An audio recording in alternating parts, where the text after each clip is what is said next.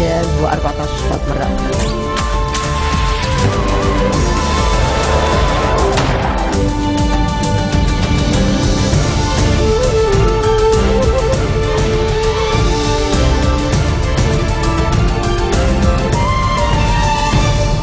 Good afternoon and thank you for joining us on FutureTV.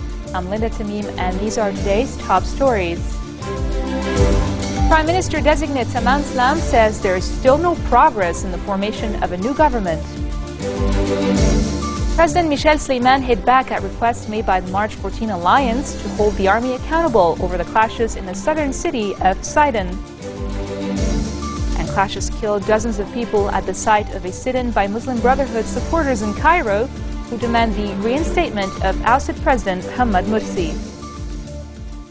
Prime Minister-designate Tamam Slam says there is still no progress in the formation of a new government and that a decision to step down was one of the available options. Following talks with President Michel Sleiman at Baghdad Palace, Salam said he was willing to exert further efforts but will not wait indefinitely. He cited several options, including the decision to step down, but he said he hopes to take the best option for the sake of the country. The premier-designate reiterated that the rotation of portfolios in the new cabinet was essential and stressed that he continued to reject giving veto power to any side.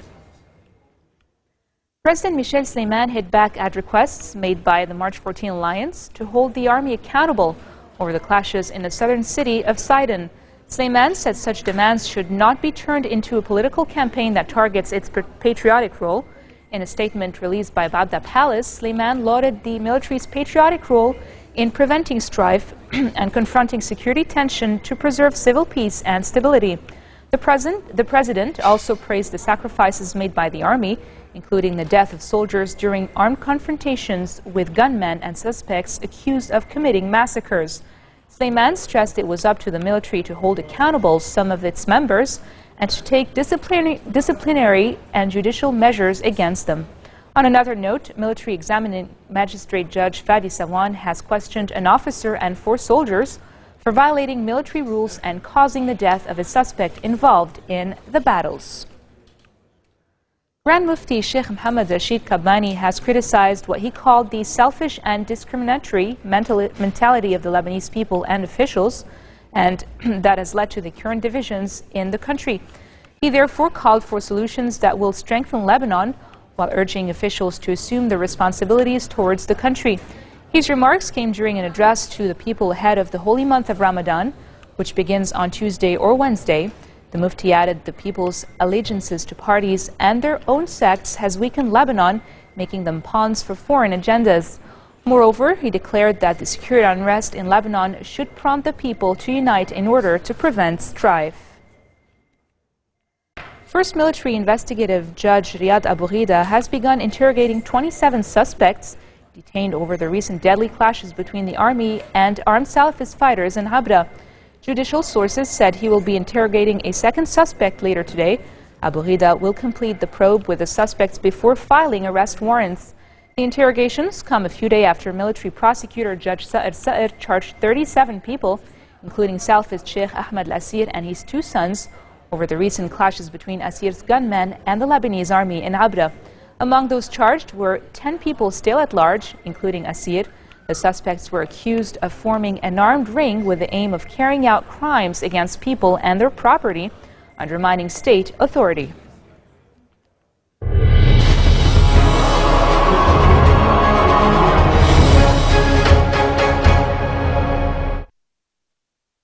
Dozens of people have died following a shooting spree at the site of a sit-in by Muslim Brotherhood supporters in Cairo, demanding the reinstatement of ousted President Mohamed Morsi. The Egyptian Health Ministry said at least 42 people have been killed and more than 300 injured during the incident early this morning. The Muslim Brotherhood accused the security forces of attacking protesters. On the other hand, the Egyptian military said a terrorist group had tried to storm the building. The bloodshed has deepened Egypt's political crisis, escalating the struggle between the army, which overthrew Morsi last Wednesday, and the Brotherhood, which has denounced what it called a coup. A statement said the Muslim Brotherhood have called on Egyptians to rise up against those who want to steal the revolution. The Muslim Brotherhood said the chief of the armed forces wanted to drive Egypt to the same fate as Syria after Cairo's deadly incidents. For their part, Gaza Islamist Hamas rulers have condemned the massacres of dozens of people and called for an end to the bloodshed. Egypt's interim administration has expressed deep regret for those killed in the violence in Cairo. The administration said it had formed a judicial committee to investigate the events and has called on protesters not to approach any military or other vital installations. Prominent Egyptian liberal leader Mohammed al-Baradei has condemned the violence in Cairo and has called for an independent investigation. He said violence begets violence and should be strongly condemned. Nobel Peace Laureate said on his official Twitter account that peaceful transition is the only way to the crisis in the country. The National Salvation Front, a coalition of liberal and leftist groups headed by al-Baradei, also called for a transparent investigation into the events. The NSF strongly condemns the violence and called for an urgent and fair investigation into the tragic events which took place at dawn in front of the Republican Guard headquarters. They demanded the results be published transparently to the public.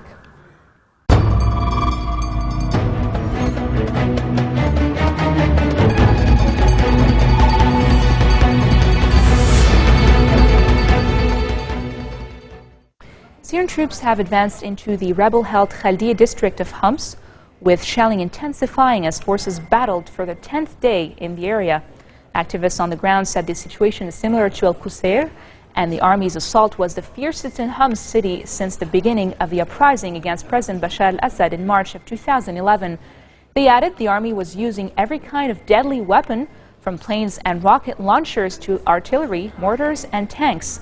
Al-Watan newspaper, citing military sources, said troops now controlled most of Khaldiya. In fact, both activists and the army said the regime forces had gained control of the areas around Khalid bin Walid Mosque in southern Khaldiya. Videos posted on YouTube showed massive destruction in the area around the mosque.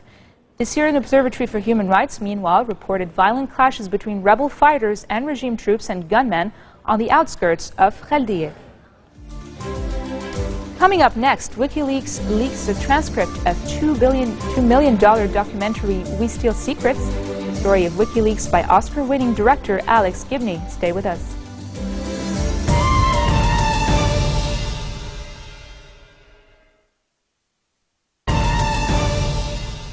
Welcome back. Eurogroup says the next tranche of Greece's rescue package could be paid in installments.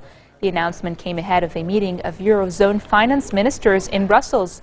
The Eurozone must decide how to keep Greece on a lifeline, but is divided over whether to delay aid payments to Athens to force through unpopular reforms, ranging from sacking public workers to selling state assets. In week-long talks in Athens that ran into Sunday, the Greek government said it was close to convincing the Troika of international lenders, the International Monetary Fund, the European Commission, and the European Central Bank, that it can meet targets on reforming its economy. Greece hopes to get the go-ahead for the release of 8.1 billion euros as part of its 240 billion euro rescue package, which it needs to be part to pay back 2.2 billion euros of bonds in August. And now for news around the world in brief. U.S. Secretary of State John Kerry's wife, Teresa Heinz Kerry, has been taken to a hospital on the Massachusetts islands of Nantucket with an unspecified medical condition. This is according to a source close to the family, who declined to provide details on Heinz Kerry's health.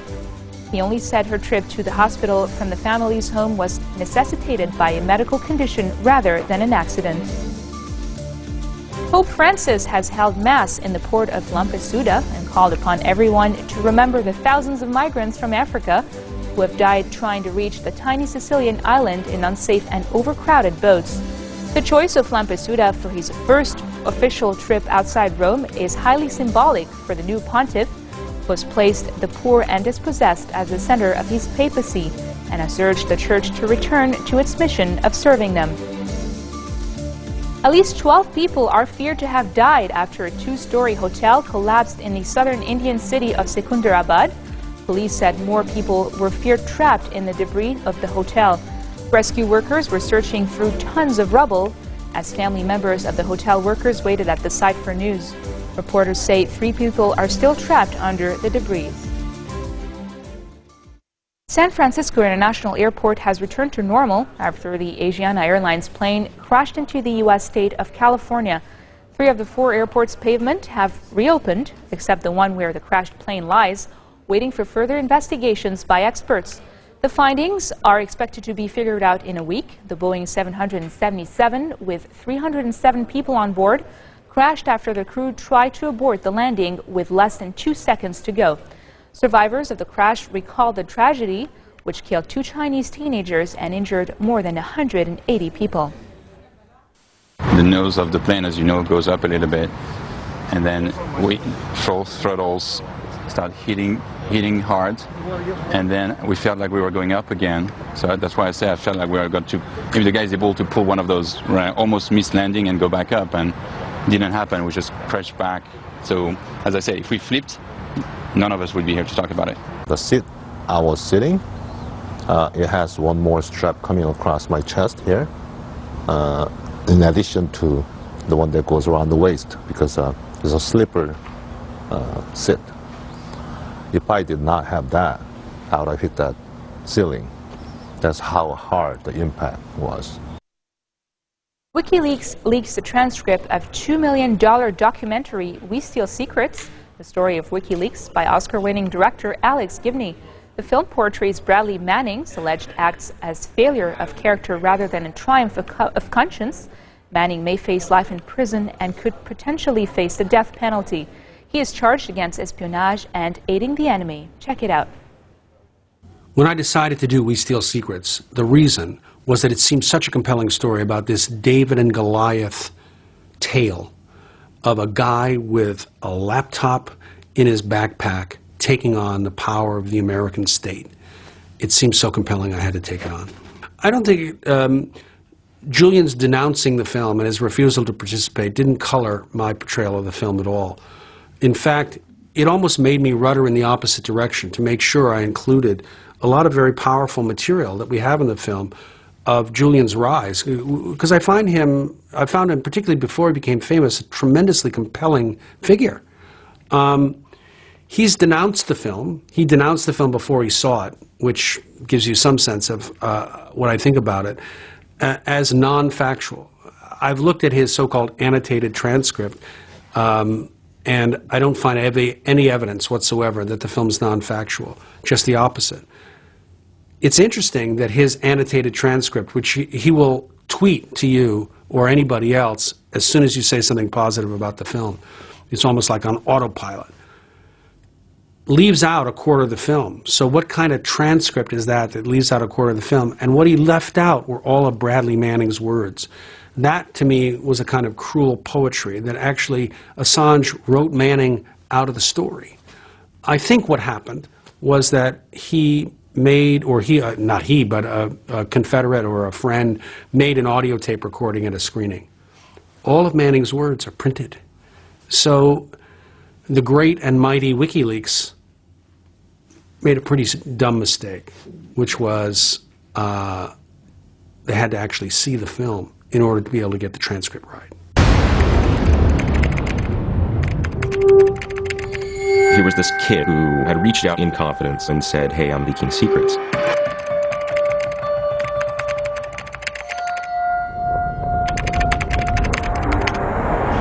The consequences of the release of these documents are potentially severe and dangerous. The Army has detained a U.S. soldier in connection with the leak of this. This marks the end of our bulletin for today. Now for a reminder of our headlines. Prime Minister-designate Tamam Slam says there is still no progress in the formation of a new government. President Michel Sleiman hit back at requests made by the March 14 alliance to hold the army accountable over the clashes in the southern city of Sidon. And finally, clashes killed dozens of people at the site of a sit-in by Muslim Brotherhood supporters in Cairo who demand the reinstatement of ousted President Mohammed Morsi. Those were today's headlines from Future Television, live from Beirut. We'll be back again tomorrow for more updates unless Ramadan officially begins, in which case we'll see you again after Eid. Ramadan Mubarak.